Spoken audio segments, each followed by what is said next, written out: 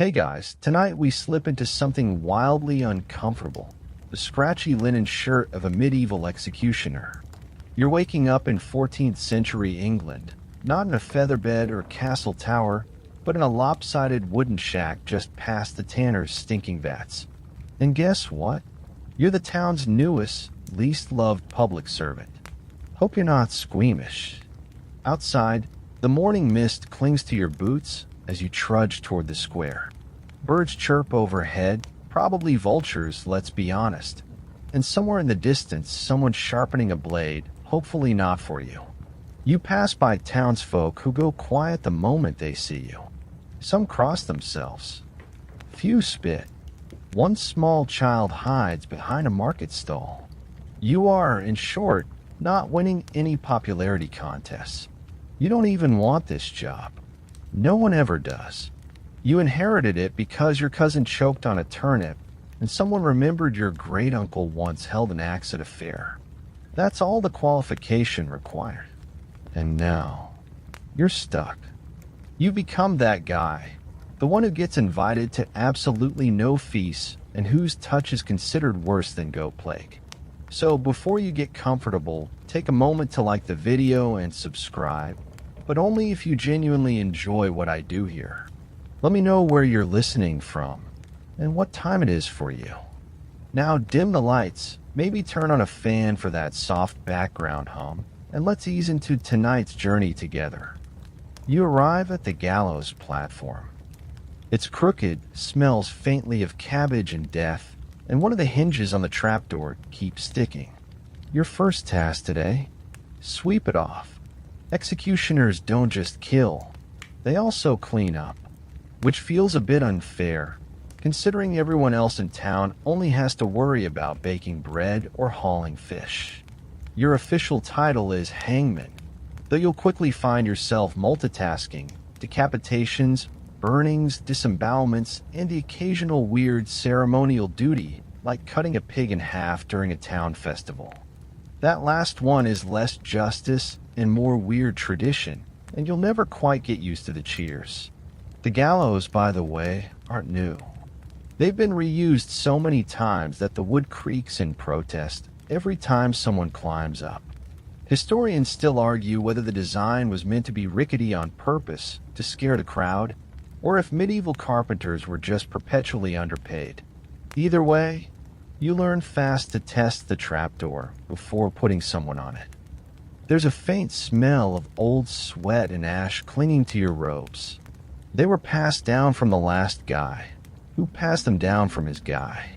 There's a weird stain near the shoulder and a rip under the arm. Still better than what the condemned are wearing, usually rags or borrowed clothes from the jail. Sometimes people donate clothing for the dead, but really it's just a chance to clear out moth-eaten drawers. Today's execution is a thief who stole from the church. Bad move. Stealing from a regular person might get you a finger chopped off. Stealing from the church? That's a one-way ticket to Headless Town. You're not the judge, though. You're the follow-through guy. You don't decide who dies, just how well it goes. And that's something of a performance. The crowd gathers early, all dressed in their day's best filth. Vendors sell fried eel on sticks. Children run around yelling, "Off with his head," like it's a holiday. You might hate your job, but to them, you're part of the entertainment. You're not a man, you're a morbid puppet on a splintery stage. And here's the kicker. If you mess up, the crowd turns on you. Miss your mark and need 2 swings of the axe? They'll boo. Swing 3 times? They'll throw things. It's like being a chef who gets tomatoes lobbed at them for overcooking the main course, except your main course is someone's spine. Back in your hut, your tools hang on a rough wooden wall. An axe, a short sword, a couple of ropes, some fraying, and a small jar of herbs for nerves. You tried drinking it once. It just made your tongue numb and your vision blur. You're not convinced it isn't just mashed up weeds. You keep a journal, though you never sign it. Just daily notes. March 4th, cloudy. Executed 1. Trapdoor stuck again. It's not literature, but it's your record because no one else is writing your side of things. Most chroniclers are monks, and monks don't ask you questions. They just glare when you walk past their scriptoriums. Quirky fact for the night: in some parts of medieval Germany, executioners also served as unofficial veterinarians and medical practitioners because people were too scared to visit them unless desperate. So yes, your side hustle might include delivering babies or pulling teeth. And no, you're not qualified for any of it. You light a candle as night falls. The hut grows cold fast, and the wind howls through a crack in the wall. You wrap yourself in an old blanket and try not to think too much. But you do. You always do. About the faces. The last words. The fact that, once, someone thanked you. You didn't know what to say. Just nodded and walked away, a little less steady than before. And yet, there's something strange about how quickly the town moves on. The next day, everyone's back at market. No one speaks of the person who died. No one speaks to you. It's as though your presence only exists between the drums of announcement and the drop of a body.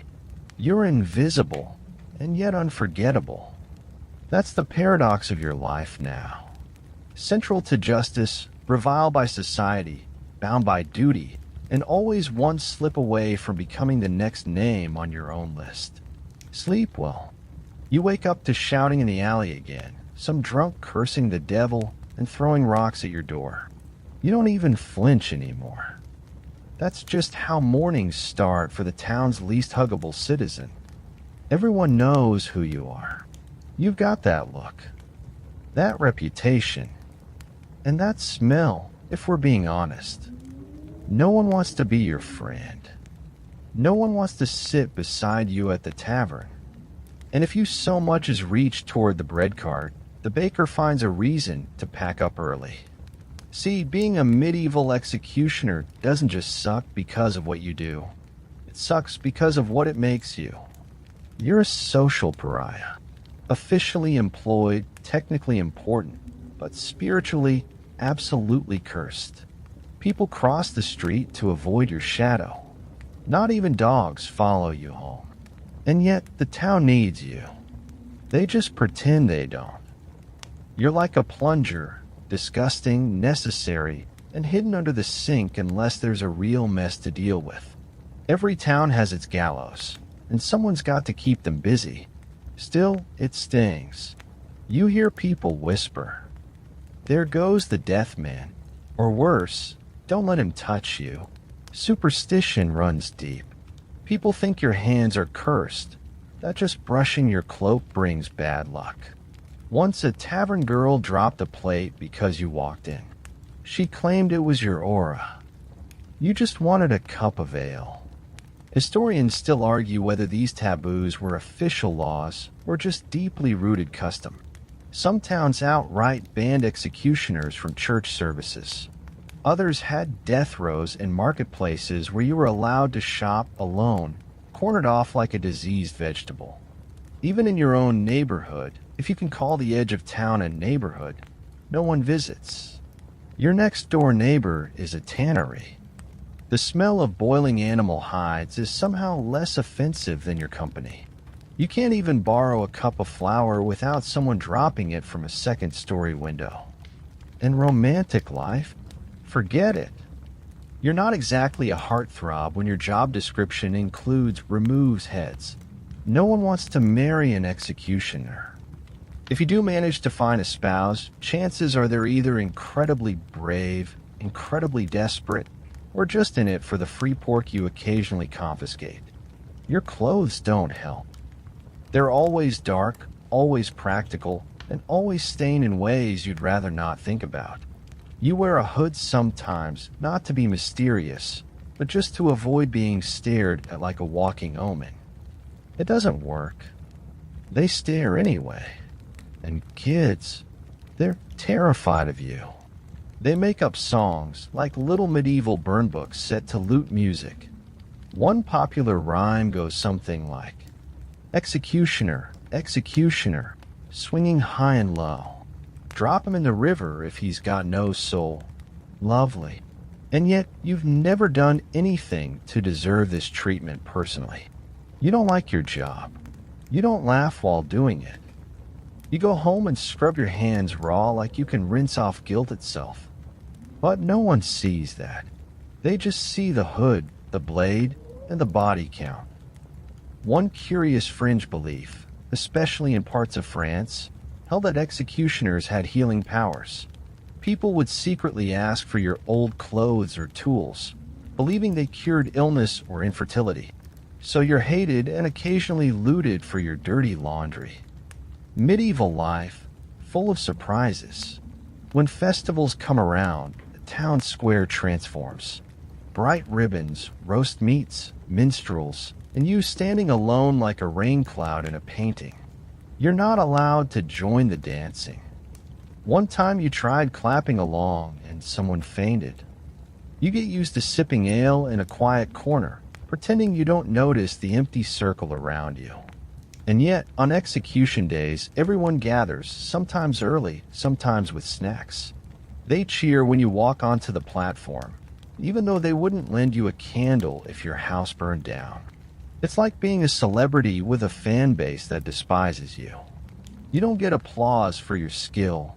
You get it because people love to watch someone else die. And they can't admit it without blaming you for their enjoyment. You once tried to move. Thought maybe a new town meant a new start. But word gets around.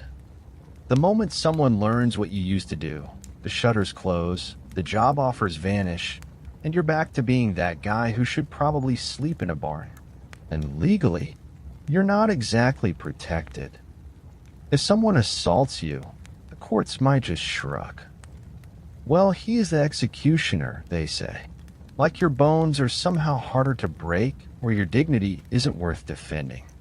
There are nights when you lie awake, staring at the ceiling, listening to mice skitter in the rafters. You wonder if there's a future beyond this. If someday someone might look past your title. But mostly you just hope for a quiet week. One without screaming. One where no one throws a chicken carcass at your front door. Sometimes you fantasize about taking up a normal trade, maybe cobbling or brewing. But no guild would take you. Even the rat catchers have standards. One guy let it slip he used to work in a dungeon, and he got kicked out of the alemakers' circle for bad vibes. So you stay. You endure. Because there's no ladder to climb, no title to earn, no transfer to a better branch. You are what you are. A tool of justice, rusting at the edges, unwanted until needed. Tomorrow, someone else will spit near your feet. A judge will hand you a name. The crowd will chant. And you'll climb that platform again, heart heavy, hands steady. Because the job is terrible, but the alternative, starving in the woods, is worse. Today's the day you train. Heavy air, still morning mist, and the distinct clank of iron tools you're not exactly comfortable using yet. You look at the wooden chopping block like it's about to offer advice. It doesn't. It's just a log. Silent, dented, and stained from previous, let's say a learning curse. No official manual, no kindly mentor, no montage with upbeat loop music. You're supposed to figure this out by watching a guy die, and then doing it yourself next week. Your orientation is basically someone handing you a blunt axe and muttering, swing straight. You think of modern jobs, how they have onboarding, HR, maybe a lunch. In your case, your lunch is cold barley mush, and your HR department is a hungover town bailiff who says, "Don't mess up too bad or you'll get fined." Or worse, to prepare you practice. Not with people, yet, but with pigs. And it's grim. You drag a squealing creature to the stump and try to simulate a clean, single blow. The pig, understandably, does not cooperate. It bucks, squeals, and makes you question every decision that brought you here. Not least because it's covered in mud, which you now are too. The point of the pig, allegedly, is to mimic the weight and resistance of a human neck. Historians still argue whether this practice was standard training or just a convenient excuse to prep dinner. Either way, it doesn't go well. You swing, the axe bounces, the pig screams, and you wonder if the town would accept interpretive mime executions instead. You study knots too. Hanging's another technique, and it turns out it's all in the rope. Too short, and you get a slow strangling. Too long, and, well, no one wants to see that. You learn how to measure the drop, factoring in weight, height, and local tolerance for horrific outcomes. There's a rumor about an executioner in Kent who used a mathematical table to calculate the perfect hanging length. Some say he was a genius. Others say he just got tired of mopping up the mess. You consider inventing your own chart, then realize you barely know how to read. You also get a rundown of the burning process. Spoiler, it's not quick. Fire doesn't politely poof someone into oblivion. It's smoke, screaming, and scorching when that doesn't catch nearly as fast as the stories suggest.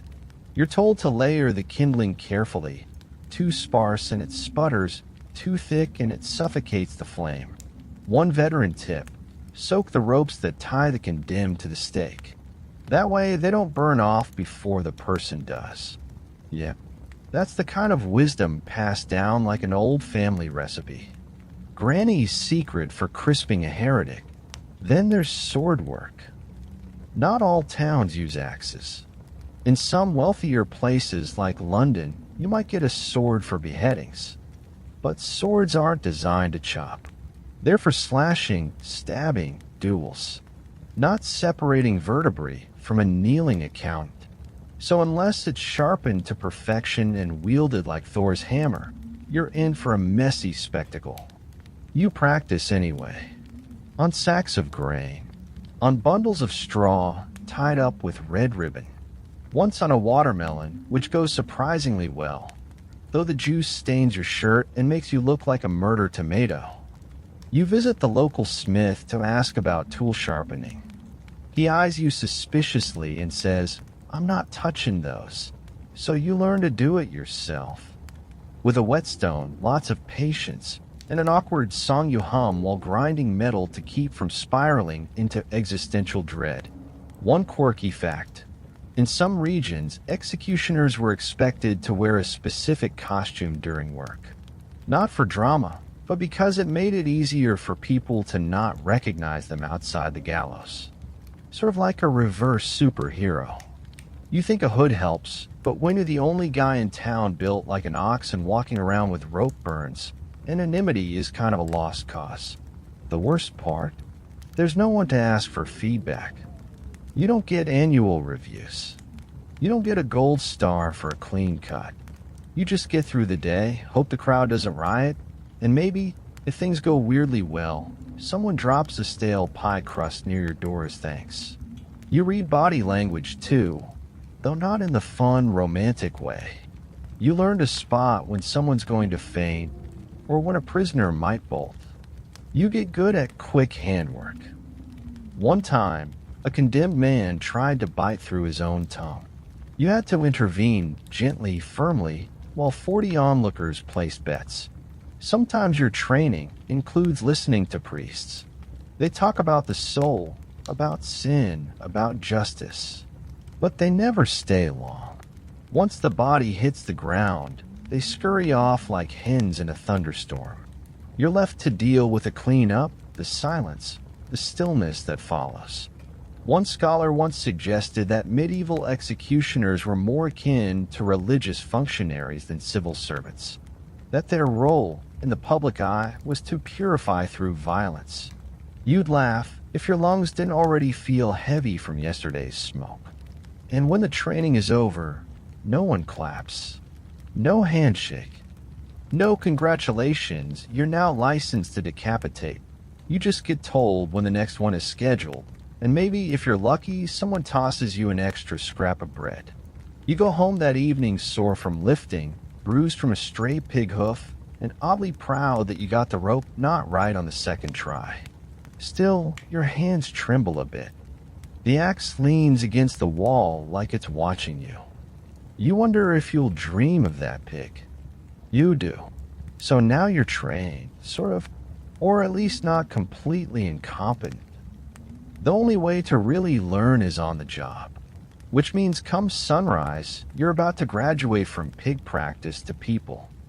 Good luck, apprentice. The crowd arrives early, way earlier than you'd like. Some bring stools, others bring bread. A few are already drunk. For you, this is the worst part. The waiting. The slow build-up as people trickle into the square like it's market day. Except instead of buying carrots, they're here to see a man die. You stand behind the scaffold, hands behind your back, hood over your face. It's your first real execution. Your heart's pounding so loudly it's practically drumming a war march against your ribs. You're sweating, even though it's cold enough to frost the water buckets. The condemned man arrives under guard. He's just a man, barefoot, shaking, probably trying to look brave. But you can see the terror behind his eyes, same as yours. There's no script for this. No ritual handoff. Just a nod from the sheriff that says, "Go ahead." You step forward. Every eye is on you. There's this horrible silence, broken only by the nervous laughter of someone who clearly doesn't know how to process tension. You draw your axe, feel its weight, and suddenly remember all the practice that didn't prepare you for this. This man is not a sack of grain. He is not a watermelon. He is not a pig. He is a human being, and you are about to end his life.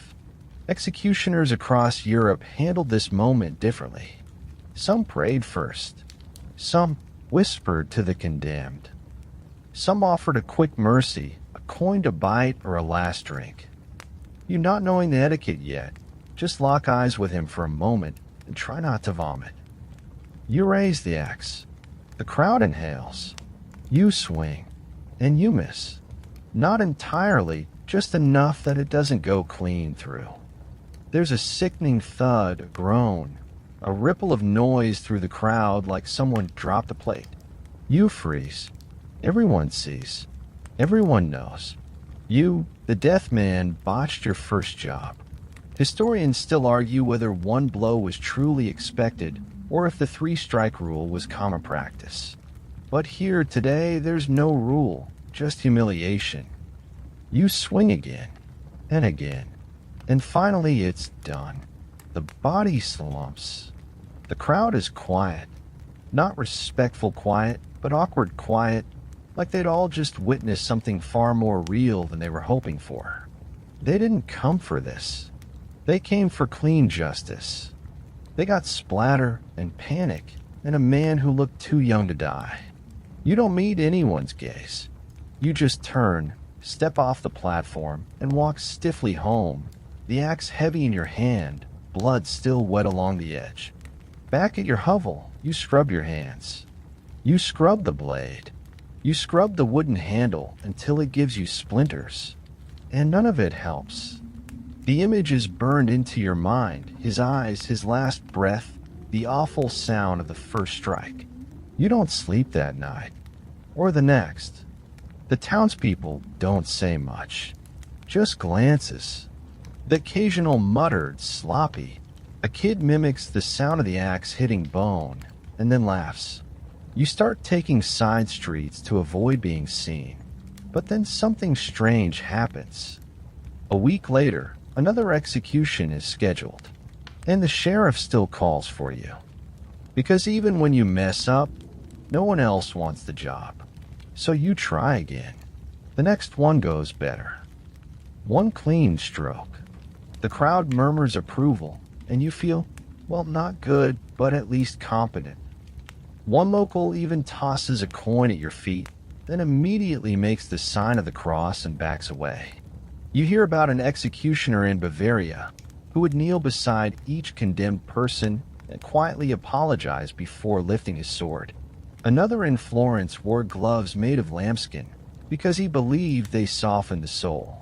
People develop rituals to keep their humanity intact, or at least what's left of it. Your ritual becomes silence. You stop speaking on execution days. You eat nothing, drink nothing, and say nothing. You just go through the motions, eyes blank, thoughts hidden. It helps. Sort of. There's a strange economy in your work. The town pays you per job, not a salary. So no executions means no food, but too many, and something in you starts to unravel. You once go 3 weeks without a commission and feel almost happy.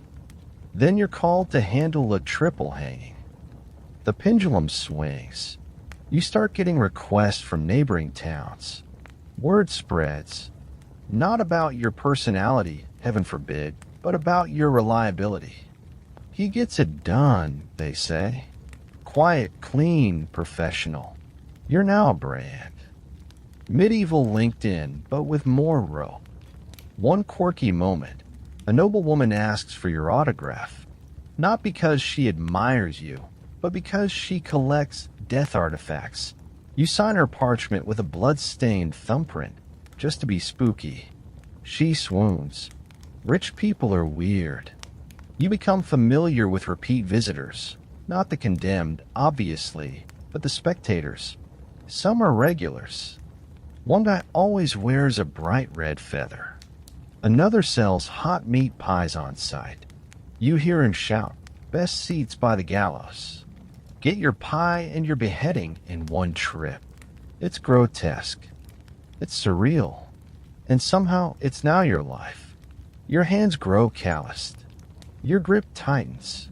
You become more machine than man during work hours. But every now and then, when no one's looking, you still flinch. Still remember your first execution. Still wonder if that man's name will be the one that visits your dreams tonight. You wonder if this is what anyone ever gets used to. It's not all swinging axes and dramatic final moments. No, a good chunk of your time is spent cleaning. And not the quick wipe it down and go home kind of cleaning. We're talking bodily fluids, gore cake tools, with that smells like nightmares, and fabrics you'll never quite get the stains out of. See, after the crowd disperses and the condemned is carted away, or buried, if you're lucky, you're still there, alone with the splinters, the blood, and that faint iron scent that doesn't wash out of your nose for days. You start to understand that being an executioner means you're not just the one doing the killing. You're the janitor of justice, the butcher and the mop. The scaffold, once a bright, fresh platform, relatively speaking, now has dark patches that never quite fade.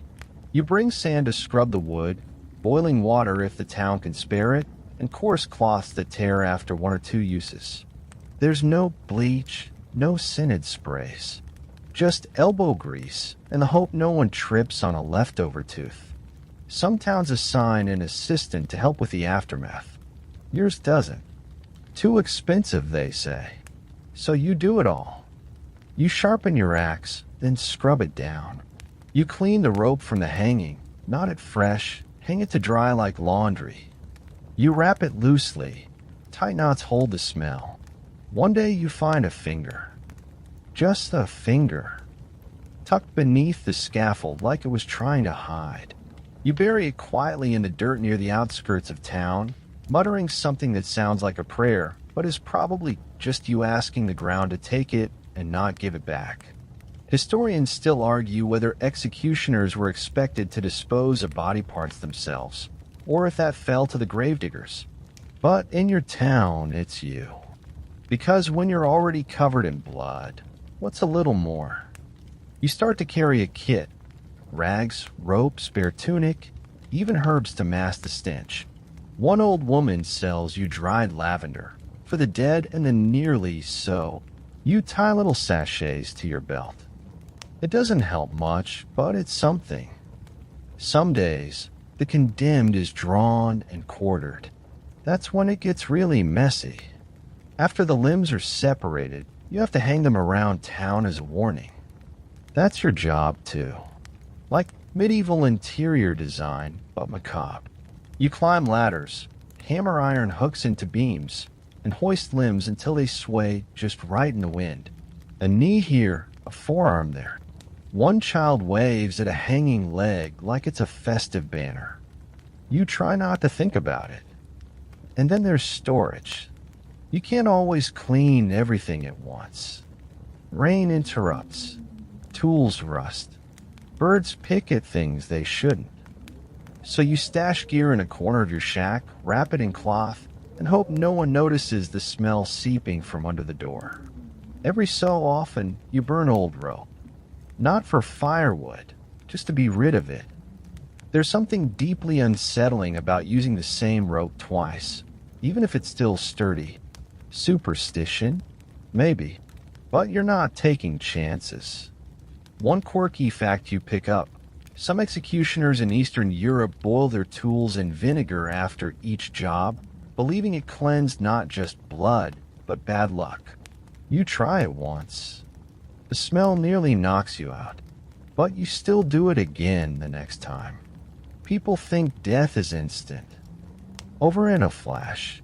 They forget about the cleanup, the weight of flesh, the stains in your tunic that look like abstract art but smell like despair. You start sleeping in a separate room, even if it's just a curtained-off corner. Keeps your work from clinging to your dreams. Sort of. You also clean yourself ritually. Not just hygiene, but as penance. You bathe in cold water, scrub until your skin is raw, and sometimes whisper apologies to no one in particular. To the dead? To yourself? Hard to say. There's always something sticky beneath your nails, no matter how hard you scrub. Sometimes it's blood. Sometimes you think it's regret. One morning, you wake to find someone has left a small pouch on your doorstep. Inside is a cloth with soap, clean linen, and a note that says, "Thank you." No name. Just that. You stare at it a long time before tucking the items away and sitting in silence for an hour. You don't cry. You just sit. Over time, you get faster. You learn where the worst splatters land. You line the platform with straw for easier cleanup. You start bringing scented leaves to chew while you work, masking the taste of iron in the air. Laurel works best. There's an execution next week. A thief. Nothing high profile. Still, you spend the afternoon oiling your axe handle, checking for splinters. You sharpen the edge so cleanly you can see your reflection. Tired eyes, clenched jaw, and something behind them you don't quite recognize anymore. People say the worst part of death is the dying. You'd argue it's what happens after. The quiet, the mess, the cleaning. Because once the crowd leaves, you're still there. Always there. And every time you wipe the blood from the wood, you wonder how many more times before you stop feeling anything at all. The superstition creeps in slowly, like a draft you can't quite block. You start to notice little rituals forming in your routine, superstitions you never intended to adopt. But now, if you don't step over the threshold of your shack with your left foot first, something feels off all day. You don't remember when that started. It just did. You touch your axe 3 times before each execution. Not for luck. More like a nervous tick that somehow feels sacred now. Once you forget, and the execution is delayed because a storm rolls in. You don't forget again. Other executioners had their own quirks. One in Prague wore a bone around his neck, not human, he claimed, but no one asked too many questions. Another in Flanders always wore green on hanging days, convinced it kept spirits away. You begin wearing the same belt every time, because it once held steady during a particularly windy scaffold day, and that feels like fate. Historians still argue whether these habits were born of fear, faith, or just the psychological scaffolding of a profession built on death. Maybe it's all 3. Maybe it doesn't matter. You clutch your habits like talismans in a world where gods are silent and crowds are loud. Your neighbors whisper when they see you tracing a cross on your tools with salt. You hear one call you, devil marked. Another swears you're cursed because their chickens won't lay on days you pass by. You start walking the long way to avoid their coop. You've developed what some might call a sixth sense. You can feel the tension in the air days before a hanging is announced. A hush in a market. Eyes that won't meet yours. Whispers that taper off when you enter the room. You don't need a town crier to tell you anymore. You just know. The condemned, they have their own rituals too. Some pray. Others joke loudly, trying to seem brave. One man insisted on reciting his mother's baking recipe all the way to the gallows. Another spat on your boots and told you to meet him in hell. You think about that one a lot. Before executions, you've started laying a sprig of rosemary on the scaffold. No one told you to. No one knows. It's just something you do. A small kindness. A moment of silence before the storm. You also notice the signs, the tiny omens that start to matter more than they should. If the candle in your shack flickers 3 times during the night before a job, you know something will go wrong. If a black dog is seen in town, you double-check your knots. If a crow lands on your axe, you cancel everything and go back to bed. It's happened once. The crow stared at you like it knew what you did last summer. You keep a pouch of charms now. Nothing dramatic. Just a smooth stone, a scrap of ribbon, a wooden bead, and the dried paw of a rabbit you definitely didn't kill yourself. You don't believe they hold power, but you're also not willing to test that theory. People assume executioners are immune to fear. That's adorable. You're scared constantly. Not of death. Death is predictable, but of mistakes. Of the moment your axe slips. Of tying the wrong knot. Of hearing the crowd boo because your aim was off by an inch. You fear becoming more monster than man. So you cling to your rituals. Like a sailor clutching a lucky coin in a storm. Like a child whispering bedtime prayers because something might be under the bed. There's also the dream. You've had it more than once now. You're standing at the scaffold, but everyone is silent. Not just quiet, silent.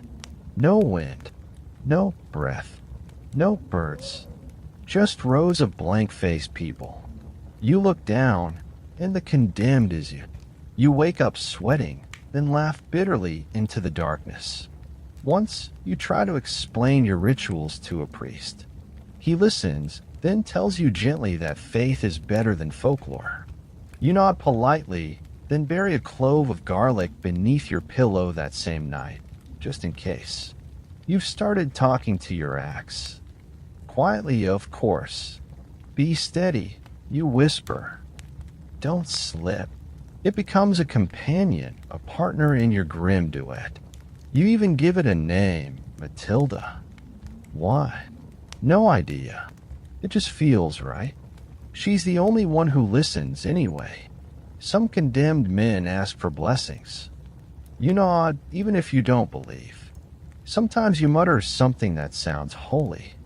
Sometimes you recite whatever words come to mind.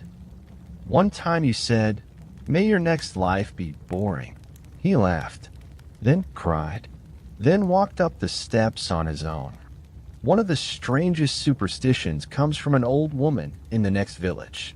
She claims that if an executioner swallows a pebble from under the scaffold before the act, the condemned soul won't follow them home. You try it once. Almost choke. Decide you'd rather risk the ghost. There's one ritual you never skip, washing your hands before and after. Not just with water. You heat it, mix in ash and herbs, and let it scald. It's not about cleanliness. It's about feeling something, anything, after watching someone take their last breath. The townsfolk sometimes leave offerings on your doorstep. A cake, a coin, a doll made of straw. No notes, just tokens. Are they afraid of you? Grateful? Trying to ward you off? You don't ask. You just line them up on a shelf. Little artifacts of unease. And through it all, you keep the pattern. Left foot first. Axe tap 3 times. Rosemary on the platform. Hand washing with ash. Salted tools. Matilda gets a good night pad. You think, if you ever stop doing these things, maybe everything will come apart.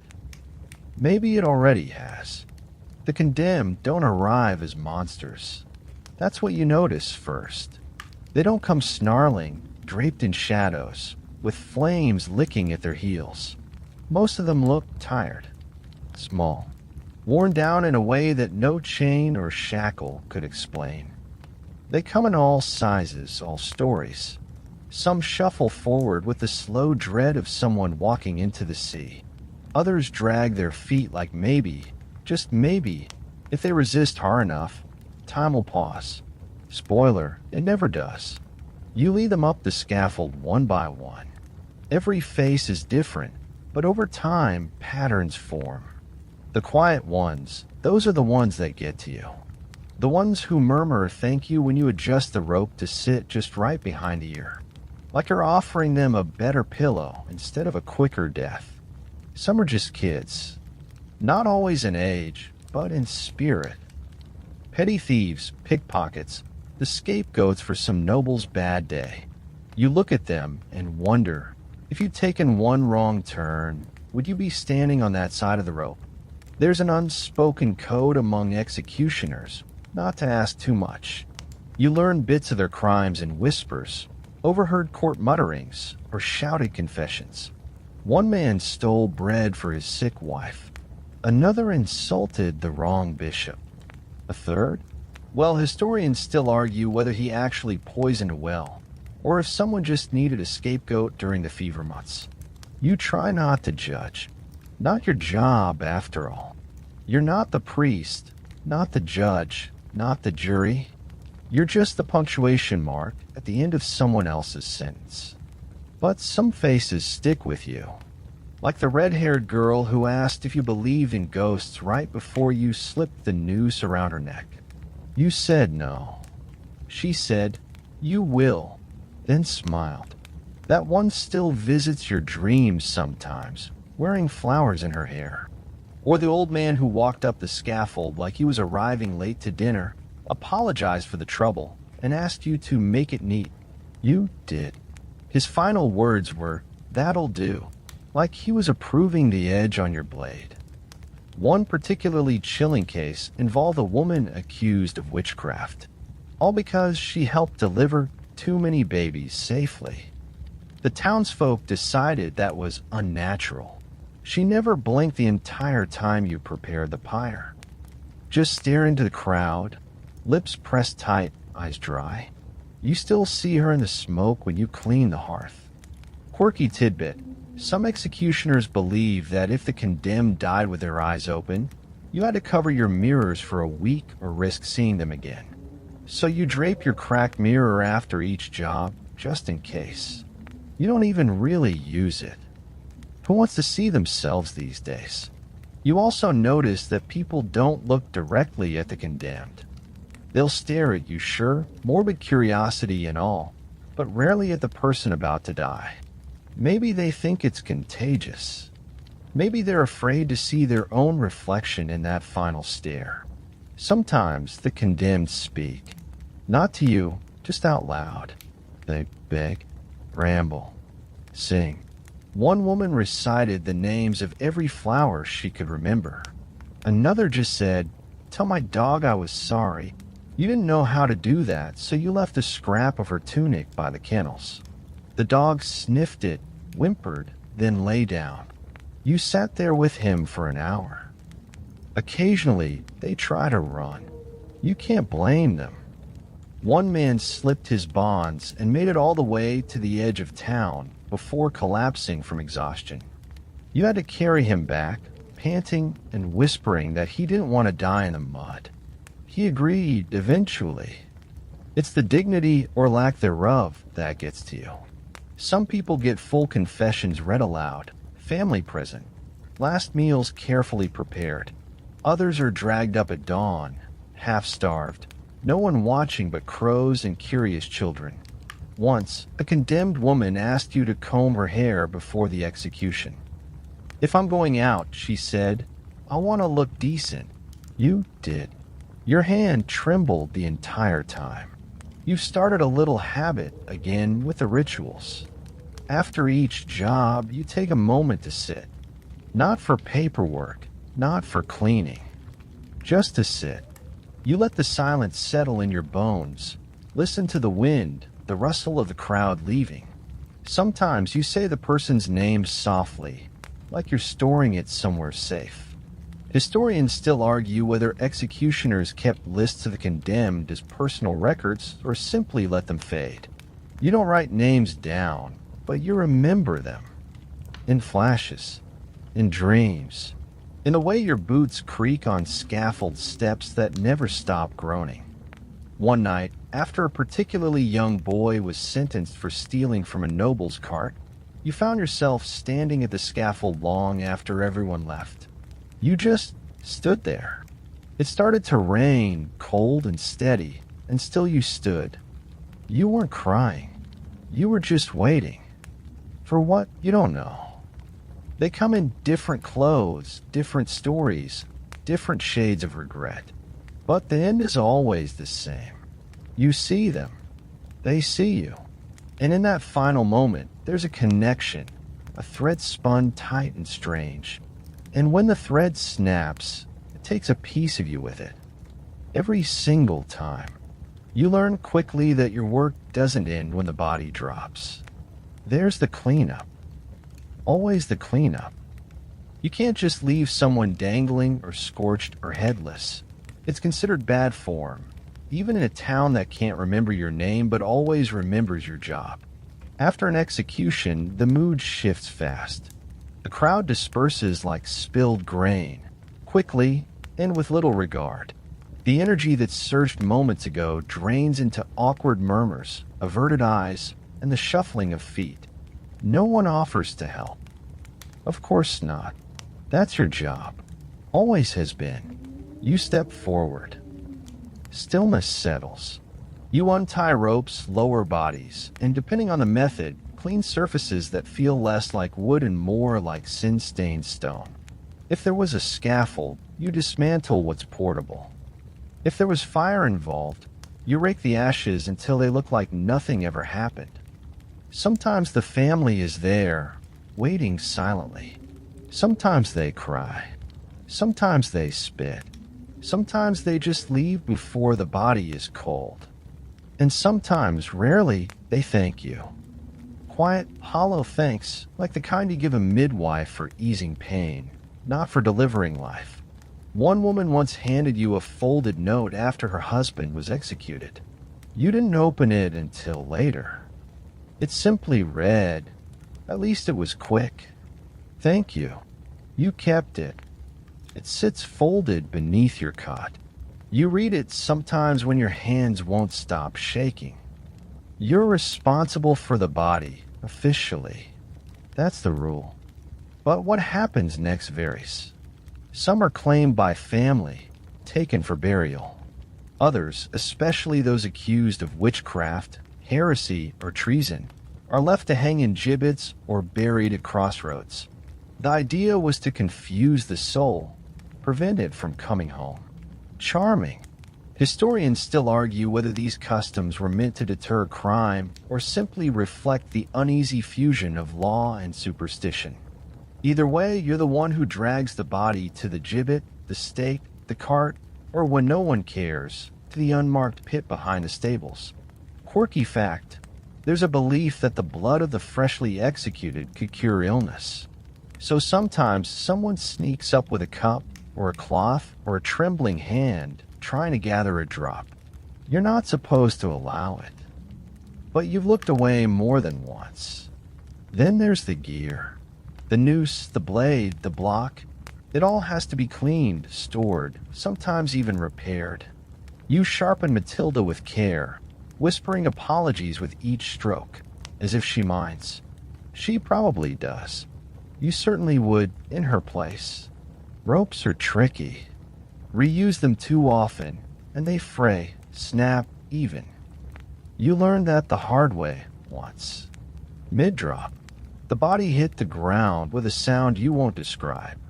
The man died anyway later, but it left a mark. On him, on you, on your reputation. The scaffold creaks for hours afterward, even when no one's on it. The sound seeps into your bones. Sometimes, at night, when the wind is right, you swear you hear it groan like it remembers everyone it held. You've gotten used to the smell, not just of blood or burning, but of sweat, fear, leather, and old wood soaked with the weight of too many endings. It clings to your clothes, your skin. You scrub, but it lingers. You walk through the village, and people smell it before they see you. One boy once ran up to you and asked if death smelled like onions. You blinked. No, you said. Worse. He didn't ask again. Your shack has become a sort of limbo. You keep your tools there. Yes, but also the small tokens, coins dropped by the condemned, a piece of ribbon, a pebble you found beneath a body. None of it makes sense. All of it matters. You burn herbs sometimes. Rosemary, sage, thyme. Not because you believe in cleansing, but because the smell is better than everything else. You sit by the smoke and try not to think. It never works. Occasionally, you're called to dispose of parts, fingers, hands, heads, displayed as warnings. You're the one who nails them to gates or strings them on spikes. It's grotesque, yes, but the law demands it. And when the sun rises and the crows come, you wonder which one of you is the monster. One time, a head rolled off its spike during a storm. You were sent to fix it. You climbed a tower in the rain, slipped, nearly fell, and all for the sake of a skull no one could name.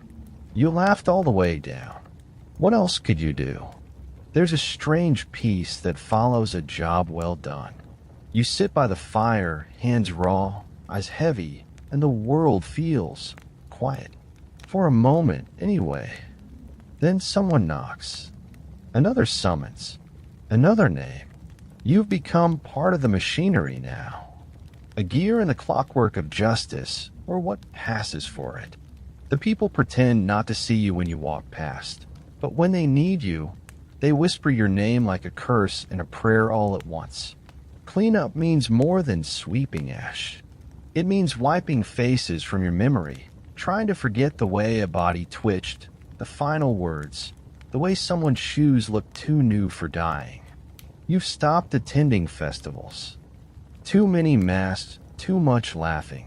You can't shake the image of someone dancing in a costume that looks too much like the man you hanged last week. The cleanup never really ends. You patch the gallows.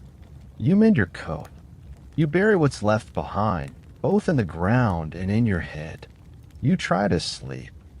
And in the dark, the rope swings slightly, creaking like it's calling for you. But hey, at least the weather's nice today. You don't wake up screaming anymore.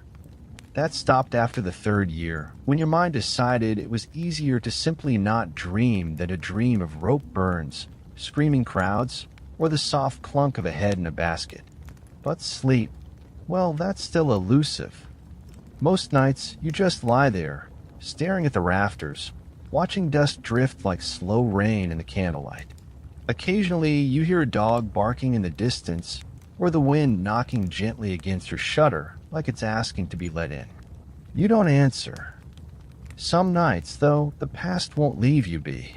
You hear the voices, not loud, not angry, just there. A soft conversation of ghosts in the dark corners of your room. You think you know them.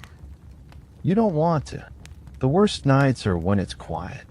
No wind, no dreams, just you and your heartbeat and the faint creak of the scaffold outside. Yes, it creaks even when no one's on it. And no, it's not the wind. You've checked. Multiple times. Sleep, when it comes, is like falling into cold water. You don't ease in, you drop. One moment you're staring at a knot in the ceiling beam. The next you're tumbling through darkness. No dreams, no rest, just pause. But your body's learned to take what it can get. A few hours here, a nap in the sun there, or more often than not, slumped over your sharpening stone, Matilda's still in your lap. Historians still argue whether executioners had families or were condemned to solitude. You suspect the answer is both. You've had offers. A tavern girl once said you had kind eyes, but then she saw you in action and couldn't meet your gaze again. That's fair. You tried keeping a cat once. It lasted a few weeks before it vanished. Maybe it didn't like the smell of death. Maybe it just wanted a better life. Can't blame it. You have neighbors, technically. Baker to the west, a cobbler to the east. They nod at you occasionally, in that tight-lipped way people do when they don't want to say hello, but also don't want to provoke whatever curse they think clings to you. You had a friend once. Blacksmith. He used to share ale with you after dusk. You'd talk about everything but work. Then his apprentice was accused of thievery, and you were called in. You tried to refuse. Tried hard. But the magistrate insisted. The law, after all. The next day, the blacksmith moved to another village. Didn't say goodbye. Just left a pile of coal outside your door. It's still there, mostly untouched. Just there. Quirky fact. Some people believe that if you touched an executioner's tools, you'd be cursed with bad luck or impotence. Others believed they granted fertility. Makes you wonder what they'd say if they knew how often you talk to Matilda like she's an old friend. You've tried hobbies. Whittling was relaxing until every piece of it started looking like a noose or a head. Tried painting, but your colors kept bleeding into each other like bruises. Eventually, you just settled on sitting. You're very good at sitting. You keep your clothes simple. Not out of humility, but because fine fabrics don't clean well. Blood's stubborn. So is soot. You tried dyeing your coat black once, hoping to look more official. Ended up looking like a very sad priest. The kind who's run out of sermons. The town doesn't celebrate you. There are no statues, no feast days. But they need you. You're the shadow behind a law, the sharp edge that keeps order from fraying. You're what stands between the magistrate's pen and the grave. It's a strange power. You could refuse.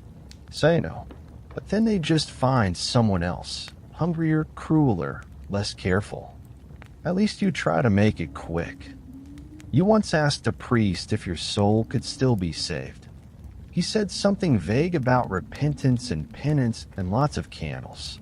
You asked how many candles. He said, more than you can afford. You lit one anyway. It guttered out in an hour. Sometimes you walk through the forest. Not far, just enough to forget the smell of ash and steel.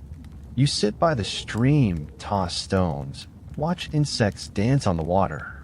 There's peace there, and for a moment, you're not an executioner. You're just someone who's tired. Someone who misses laughter and bread that isn't hard as iron. You keep a journal. Sort of. It's mostly sketches. A gallows drawn 100 ways. A woman's eyes. A child's shoes. Your own hand, over and over, like you're checking it's still yours. Historians still argue whether executioners suffer from guilt, or if they became numb. You think the answer is yes. You're numb because you feel too much.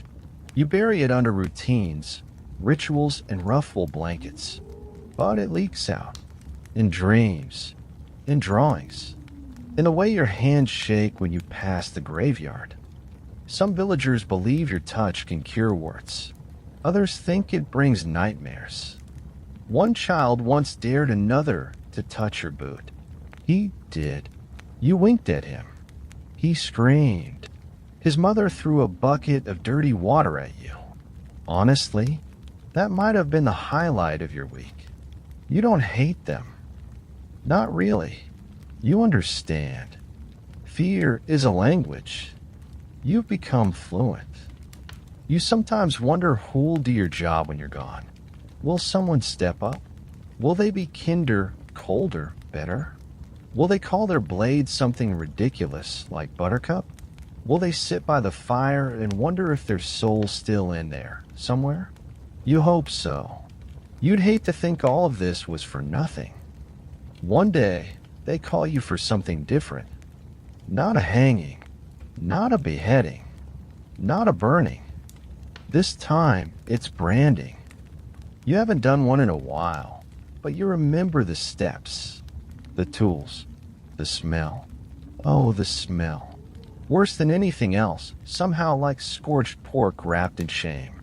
The forge is already hot when you arrive, a squat iron room behind the courthouse. You nod at the smith, who does not nod back. He hands you the brand, an ornate letter T for thief this time, and retreats like you might swing it at him. You check the iron. Good weight, heated evenly. Still, you test it on a strip of meat. It hisses and curls, and something in your stomach does the same. But you swallow it down and turn to your task. The accused is a boy, maybe 15. Stringy arms, trembling lips. He's already crying, and he hasn't even seen the iron yet. You whisper to him, low and fast, hold still. If you move, it'll be worse. I'll make it quick. He nods like he understands, but of course he doesn't. No one does until they feel it. The iron hisses when it hits skin. Always does. You don't look at his face, only at the mark clean and sharp, exactly where it's supposed to be. Justice, according to the town council, has been served. You spend the rest of the day scrubbing the tools and trying not to remember his eyes. Historians still argue whether medieval branding was more about punishment or public shame. You suspect it was both. A scar that speaks for the rest of your life. That says, I failed once, and refuses to let you forget. And yet, compared to other tasks, branding is gentle. At least the boy gets to go home. You've seen too many whose stories end at your feet. That same week, a merchant is sentenced for selling watered-down wine to a noble. His punishment? The pillory. You haven't worked one of those in years, but it comes back quickly. You set the wooden frame, test the locks, adjust the height. He resists. Of course. They always do. Says it's all a mistake, that he's innocent. Everyone is innocent, at least until the moment the crowd starts throwing cabbages. You stand there the whole time. It's your job to ensure no one throws rocks. No one dies. You're the referee in a game where the rules are mean and the prize is humiliation. Someone throws a boot. It hits you instead. You shrug. Could have been worse. Could have been a tomato. Or worse, a rotten egg. Those linger for days. Quirky fact.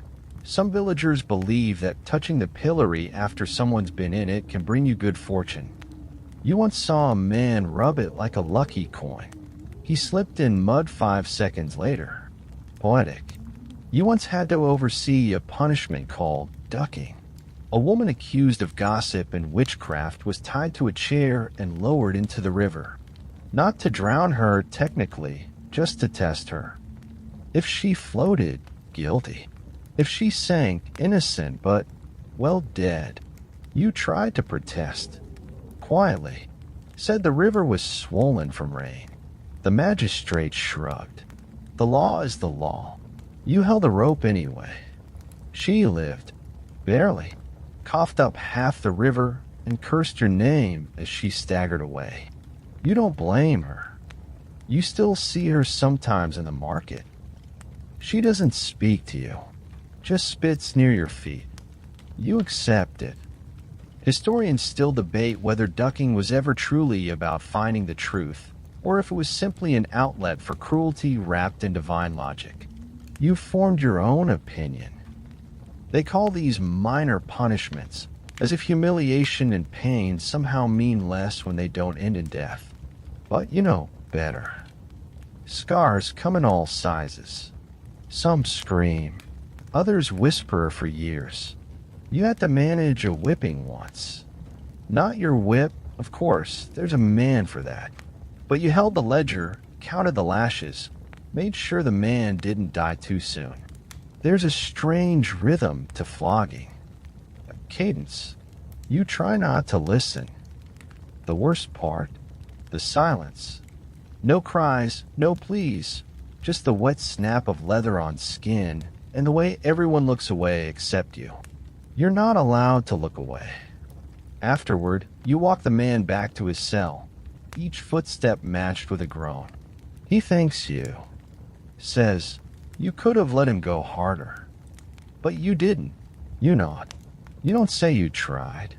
You don't say anything. Sometimes you're called to administer punishment to children. That's the worst. A boy who stole a loaf of bread. A girl who plucked too many apples. The court sentences them to a few lashes or time in the stocks, and the town gathers like it's a festival. You do it quickly, gently where possible, and later you leave a coin at their doorstep. Not much, just enough for bread, maybe a fresh apple. The magistrate never asks what you think. You're a hand, not a mouth, but you have thoughts. You keep them folded inside like that note from the widow. Maybe one day you'll write them down, maybe not. Your tools for these lighter punishments are fewer, but somehow heavier. A collar, a shackle, bread. They don't weigh much in iron, but they press down in your satchel like 1,000 bricks. People say these punishments teach lessons, but you've watched the same people come back again and again. The merchant, the gossiper, the pickpocket.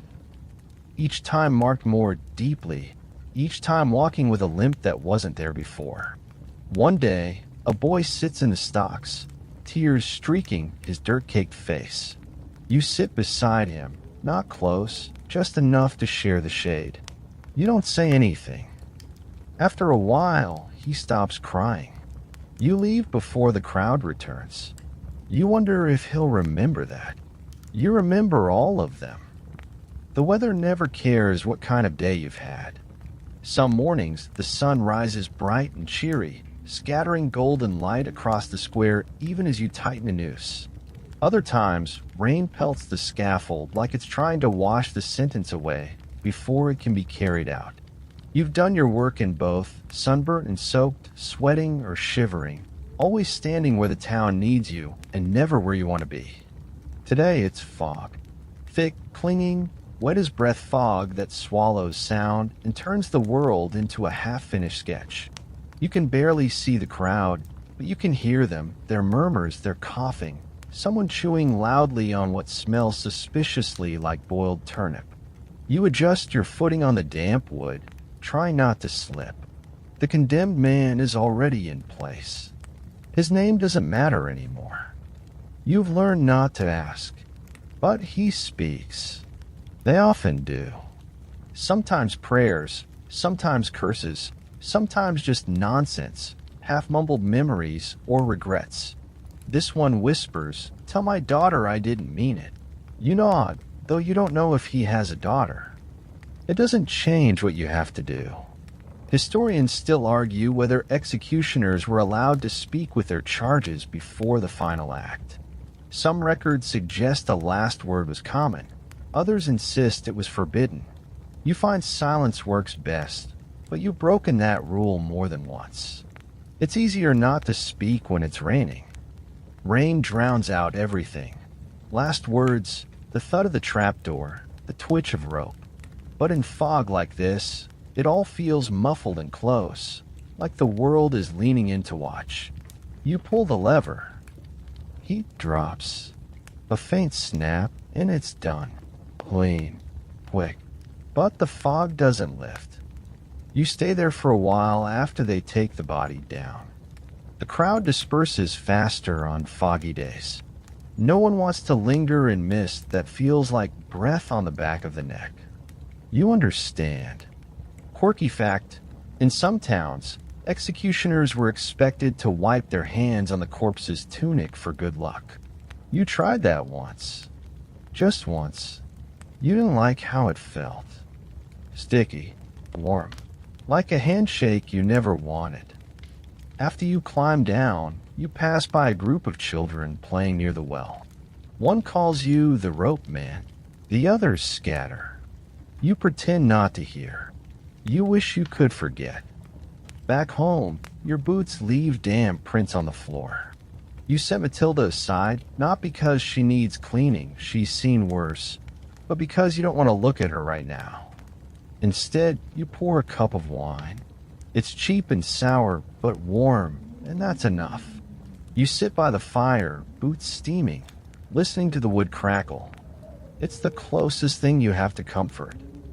You used to think about leaving, disappearing into another town, another name, another life. But where would you go? What name would you take? And what would you say when they ask about the calluses on your hands? There's a saying among your kind: you don't retire, you're replaced. Grim, but accurate. The few who step away usually find themselves dragged back when the next man botches a hanging or drops an axe crooked. You've seen it happen. Still, the idea clings to you. A cottage, a quiet stream, a garden maybe. Somewhere you're not the final answer to someone else's mistake. Sometimes you think about the people you've watched die. Not their crimes, not their punishments, but their faces. You remember a woman who smiled at you before you lit the fire beneath her stake. Said thank you like she was glad it was you. You try not to think about that too hard. Historians still debate whether executioners became desensitized or if they carried every death like a stone in a sack. You feel the weight every time you walk. It's not heavy, but it's always there. You keep track, you know. You pretend you don't, but you do. On the underside of your workbench, notches scratched in the wood. One for each. You stopped counting aloud after 30, but your hands still remember the motion. You once met another executioner. Traveling through, staying just long enough to pass judgment in a border town. He wore a red hood and carried a blade named Mercy. You shared ale, compared notes. He said he sang to his blade before each job. You didn't ask why. He died a few years later. Fell from a scaffold during a winter execution, slipped on ice and broke his neck. The crowd laughed. You didn't. You never sing to your blade. But sometimes, in the quiet, you hum. Nothing recognizable. Just noise to keep the silence at bay. That night, you dream again. Not of ropes or fire. Just a forest path and a stream. You walk barefoot, the water cool and clean, no blood in sight. Bird sings. It might be real. You wake up but hear it outside your window. Maybe the world isn't always watching you with narrowed eyes. You light a candle, stretch your back, and look out at the scaffold. The fog's lifted. The wood is dry again. The next name on your list is a woman accused of poisoning her husband. The town whispers that he beat her for years, that she finally had enough. The court doesn't care. The sentence is death. They always write it cleanly, to be executed by the hand of the state. But it's not the state holding the rope, is it? You glance at Matilda. She doesn't judge. She just waits. Maybe tomorrow you'll walk to the stream again, or visit the baker, or carve something that isn't a noose. Maybe. You don't get many days off. When you do, they're not exactly spa days. No cucumber slices on the eyes, no back massages, no scented oils, unless you count lamp oil and the scent of boiled onions. Still, even an executioner needs a break from time to time, though the work never fully lets go. On your rare free morning, you visit the apothecary. Not because you're sick, but because she sells something that helps you sleep. A syrup made from poppies and soaked in wine. One spoonful dulls the dreams. 2, and the dreams don't come at all. Sometimes you take 3. She doesn't ask questions, just hands you the bottle and slips you a peppermint for your breath. The town looks different when you're not working it. The cobbled streets seem almost charming. The market smells more of cinnamon and less of sweat. Children run past you without flinching. Well, some do. One bumps into your leg, looks up, sees your face, and bolts like he's seen a ghost. You sigh and keep walking. You pass by the church. You used to go inside back when you thought absolution was a thing you could buy with a candle and a whispered prayer. But you've been told more than once that your kind doesn't belong there. Too much death on your hands. Too much truth. Historians still argue whether executioners were banned from religious services officially or just by custom. You suspect it was a bit of both.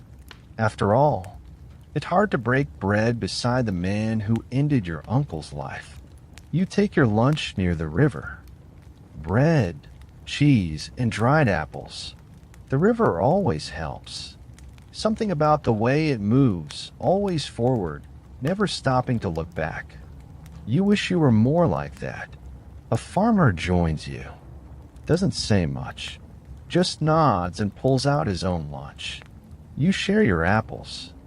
He shares his honey. For a while, you're just two tired men by the water. Quirky fact: medieval honey was sometimes used to embalm corpses, sweet on the tongue, and apparently useful for keeping the dead fresh. You mention this. The farmer laughs and chokes on his bread. It's moments like that, small, absurd, human, that remind you you're not only a profession. You're still a person under the hood, under the title. You even smile sometimes, quietly when no one's looking. But it doesn't last. You're halfway home when a town guard finds you. Sorry, he says, but there's been a change of plans. You know what that means. Someone's sentence has been rushed. Usually a noble's whim or a churchman's schedule. They want the execution sooner, cleaner, quieter. This one is a thief, not a first-time offender. He's escaped before twice. This time, they've had enough. You're to make an example. You arrive to find him shackled, bruised, and half asleep. He recognizes you and grins. About time, he says. Thought they'd forgotten me. You don't respond. He keeps talking. They say you talk to your axe. That true? You glance at Matilda, resting against the wall like a coiled cat. You don't answer. I don't mind, he adds. Better her than some fool with shaky hands. He sits still when you prepare him. No squirming. No begging. It's almost a favor, the way he helps you line things up. Let's make it quick, he says. No dramatics. You do. One stroke. One breath. One last name. Back home, you don't eat. Don't drink. You just sit by the hearth, hands still and empty. The fire crackles. The shadows twitch. You once read, or heard, that in some places, executioners were believed to carry the souls of the condemned until the next full moon. A sort of purgatory postman. You don't know if it's true, but sometimes your dreams feel crowded. You've developed little rituals. A sip of wine before each job. A tap on the wood of the scaffold with your left knuckle. Matilda always laid west-east. Small things. Maybe they mean nothing. Maybe they hold the world together. Historians still debate whether medieval executioners viewed their work as sacred, sinful, or simply necessary. You suspect it changes day to day. At times, you envy the ones with simpler tasks. The baker, whose dough always rises or doesn't. The blacksmith, who hammers until the shape is right. Their failures don't bleed. Their mistakes don't scream. You even envy the gravedigger. He sees the dead, yes, but not in their final moment. not with that last flicker of panic in their eyes. By the time he touches them, they're silent. At peace, if that's still a thing people get. One night, the town holds a festival. Music, dancing, roasted meats turning on spits. You go but stay at the edge. People laugh. Children chase each other. A juggler drops his pins, then makes it part of the act. It's charming. Someone offers you a drink. You accept. It's warm and spiced, and for a moment you almost forget who you are. But then someone points, whispers. A mother pulls her daughter away. You nod and leave before the music ends. You've learned how to disappear quietly. On your way back, a man follows you. Drunk, angry. You killed my cousin, he slurs. He didn't deserve it. You don't argue. You don't apologize. You just wait. He throws a punch. It misses. He stumbles and vomits in the ditch. You help him up. He swats your hand away. I hope you burn, he mumbles, then shuffles off. You watch him go. You don't feel angry. Not even hurt. Just tired. You return home, rinse the cup, sharpen the axe, and lie down. No poppy syrup tonight. You want a dream. Just not of gallows. Maybe a river. Or the forest again. Maybe no dreams at all. There's a knock at your door before sunrise. That's never good. You open it slowly, half expecting a mob or a priest.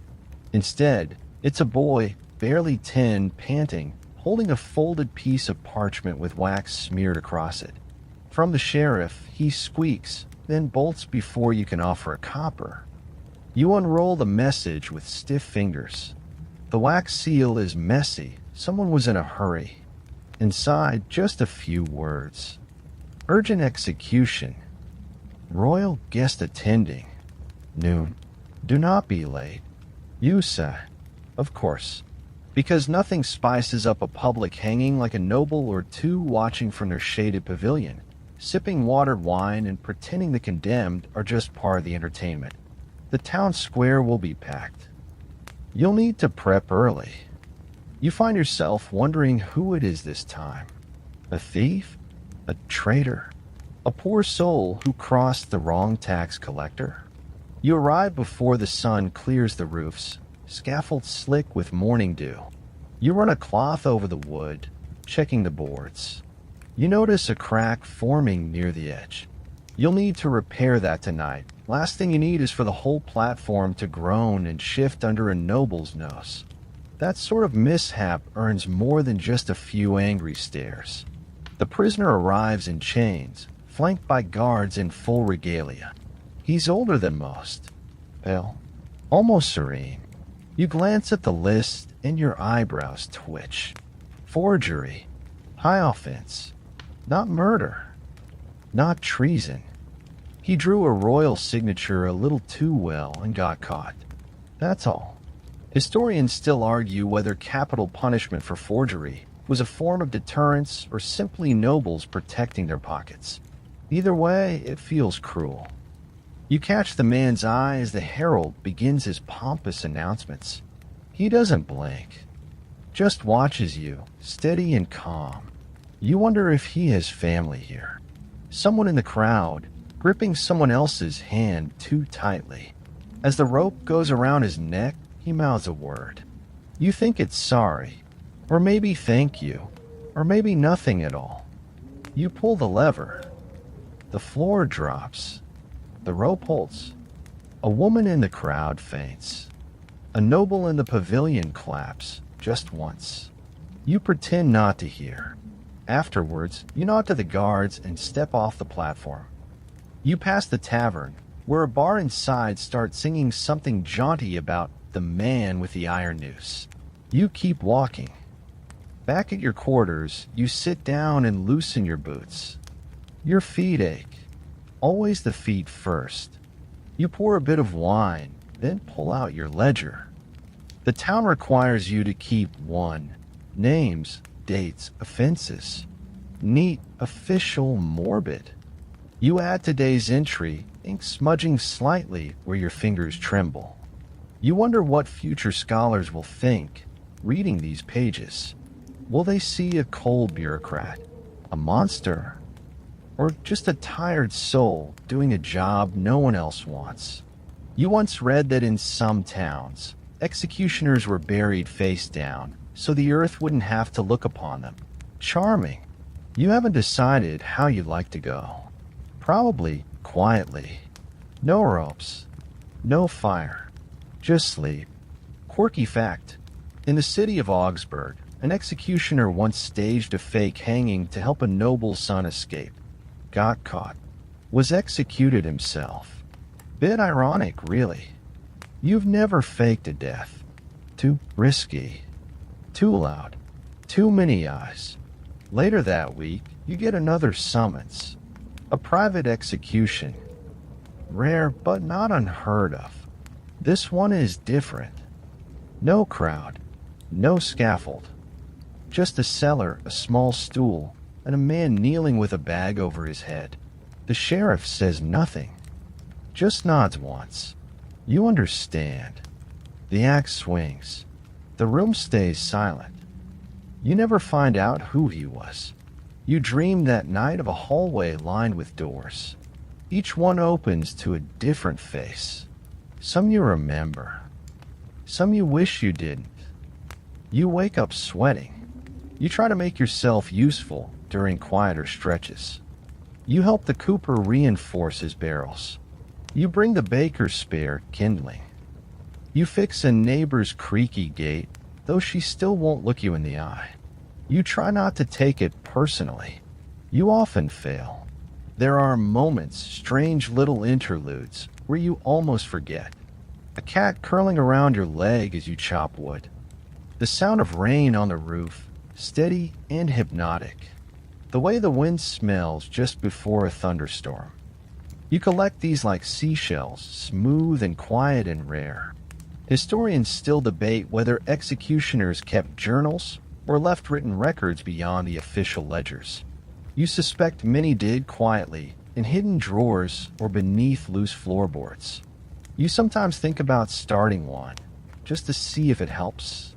You sharpen Matilda. It's more habit than need. She's already honed to a razor's edge. You think about the time you tried using a whetstone in complete silence. Didn't last.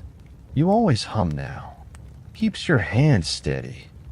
Once, a traveling merchant offered to buy Matilda.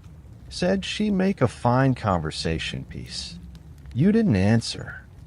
Just stared until he backed away. She's not for sale. She's part of the story now. Yours, the town's, the condemns. All tangled together in one grim, splintered braid. You sometimes wonder if you'll know when it's time to stop. Will it be your hands? Your eyes? A tremor? A mistake? Or just a morning when you wake up and feel nothing at all? You hope it's not that last one. There's a knock at your door. It's the sheriff. Another name. Another day. You nod. Grab your coat. Pick up Matilda. And step into the light. You know you're getting slower.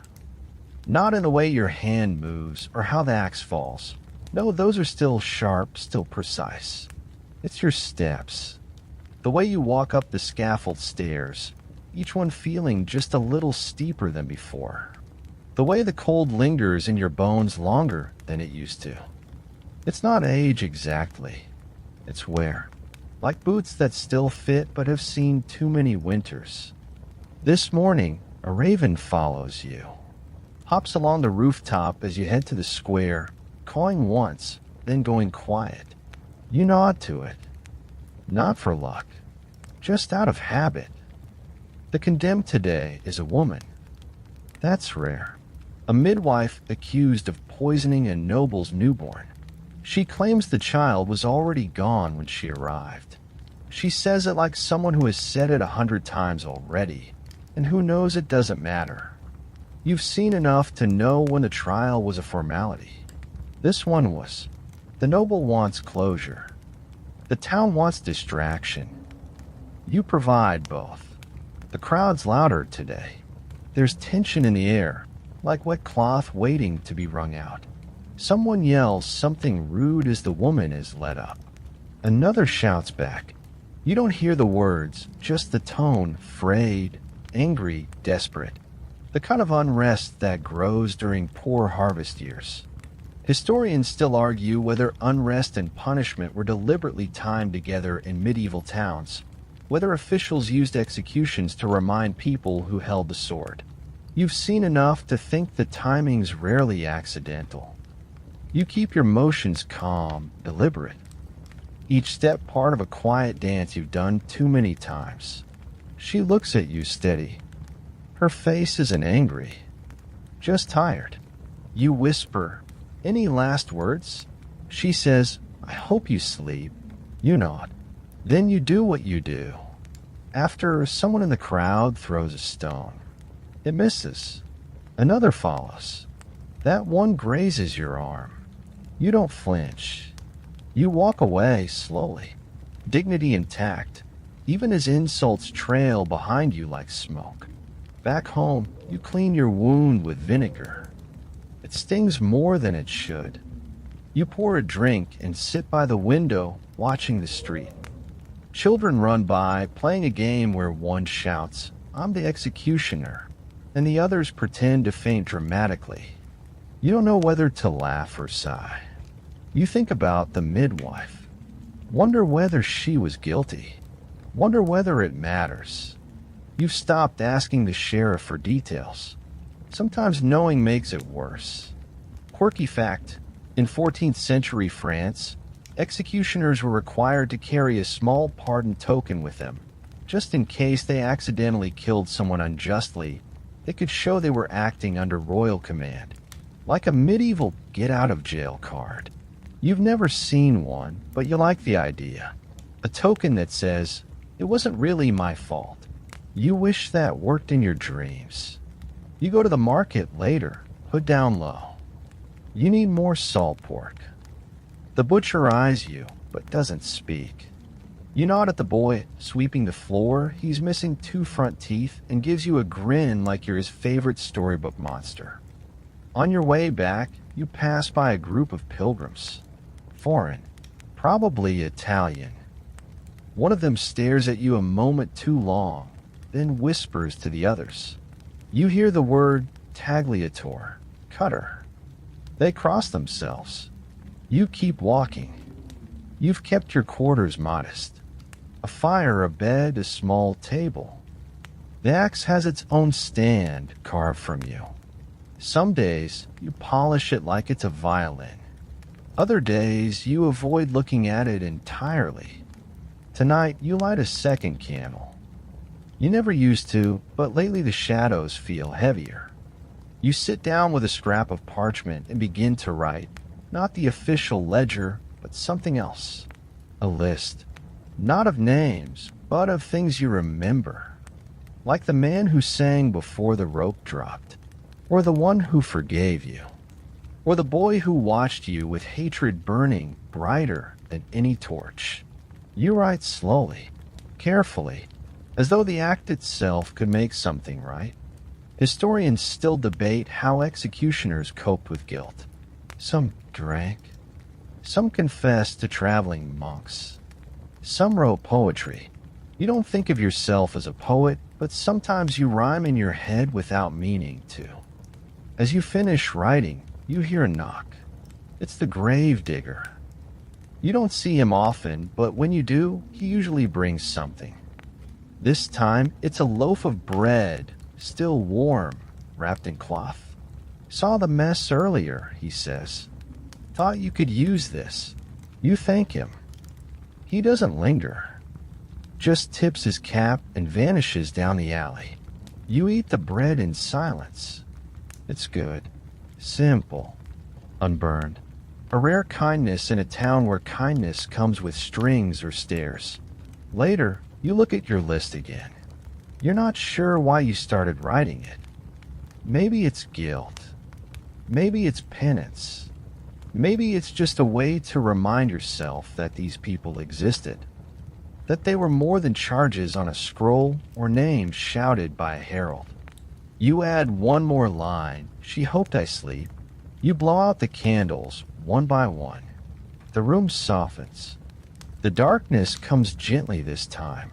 You lie down, tuck your hands beneath the blanket, and breathe. You hope you sleep too. The day begins before dawn, as usual. But something's different. The air has that charged stillness, like before a storm. But there are no clouds. No wind. Just that hushed, uncanny silence, as though the town itself is holding its breath. You dress slowly. The usual tunic. The heavy cloak. The belt where you loop your pouch of coins and small tools. Then, finally, Matilda, resting against the wall. You run a hand along the handle. Feel the familiar grooves. You don't need to sharpen her today. She's ready. She's always ready. Your name is not on any walls, not carved into plaques or scrolls, but they all know you. And now they need you again. You arrive at the square and see the guards are on edge. One of them is pacing, glancing toward the town gates every few moments. Another clutches his spear like he's expecting a charge. You raise an eyebrow. The sheriff walks over, his face a tired map of creases. "Traveler," he says. "Stranger." Said something about bringing word from the capital. Had this. He holds out a sealed message. You read it slowly. It's not a death sentence. It's a summons. To the capital. They want you. Not for punishment. For advice. Apparently, someone at court is interested in establishing more efficient judicial standards, and they want the opinion of someone with extensive practical knowledge. You nearly laugh. You, the black sheep of every feast, the shadow at the market stall, the name mothers whisper when their children misbehave. You've been invited to consult. Historians still argue whether medieval executioners were ever truly brought into royal councils. Some claim a few were offered pardons or advisory roles in rare cases. Others call it nonsense. But you're holding the letter. It smells of wax and rosewater. It's real. You ask when you're expected. Now, the sheriff says, they sent a horse. Of course they did. You pack lightly. You leave the axe behind, not out of fear, but because it's time. You look at it one last time, then cover it with cloth. Let it rest. The ride to the capital is long. Too long, and far too quiet. You pass villages that look identical. Fields blurred into gold and green. Forests that rustle with secrets. You sleep under trees, wake with stiff legs, share bread with passing merchants who eye you curiously. You don't tell them who you are. Not anymore. When you arrive, the capital is everything you imagine. Tall towers, flags snapping in the wind, a crowd that barely notices you exist. You're a ghost among silks and jewels. You're taken to a chamber. Not grand. Functional. The man across from you wears robes and ink-stained gloves. We need to streamline, he says. Less mess. Less spectacle. But the deterrent must remain. He talks. A lot. You listen. Eventually, you say something. Something about fear not lasting, but stories do. That people remember names, faces, that an unjust execution haunts longer than a fair trial. He stares at you like he hadn't expected you to speak at all. Later, he calls your words poetic. You don't correct him. You stay in the capital a week. Every day, someone new asks your opinion. On ropes, on blades, on gallows placement. You answer plainly, but always with a touch of that honesty they never expect. Historians still puzzle over how justice shifted from public spectacle to bureaucratic procedure. Some trace it to individual voices buried in council notes. Maybe yours becomes one of them. When you return, the town feels smaller, but different. The scaffold has been taken down. The sheriff greets you with a nod, then hands you a small satchel. Inside is your pay and a letter. It's short. Your services are no longer required. The council thanks you. You stare at it. That's it then. No parade. No angry mob. No midnight escape. Just the nothing. You walk home slowly. Sit in the chair. Stare at the fire. You don't miss the executions. Not really. But you miss the purpose. For years, you've known what each day would bring. Now it's just space. Possibility. And you're not sure if that's freedom or exile. You find yourself picking up Matilda one last time. Not to use her. Just to feel her weight. She feels heavier now. You decide to bury her. You walk past the gate, through the woods, to that spot by the crooked tree. You dig until your back aches, until your hands are raw. You lay the axe in the earth and cover it gently, like tucking in a sleeping child. Then you sit, and you breathe. You think about the woman who forgave you, the man who sang, the boy who watched you disappear. And for the first time in years, you don't feel like a shadow. You feel like a person again. And it's strange. And it's quiet. And it's okay. Now, you're no longer walking cobbled streets under a winter sky. You're not tying ropes or testing blades, or watching the sun rise over a scaffold you helped build. You're somewhere else. Somewhere softer. The crowd is gone. The whispers fade. The weight you've carried, slowly, gently, begins to lift. There's a small house at the edge of a field, and smoke curls from its chimney in a lazy spiral. You can hear the creak of an old rocking chair, the gentle flutter of birds in the trees, the steady hum of bees weaving through late summer flowers. You open the door. Inside, everything is just where you left it.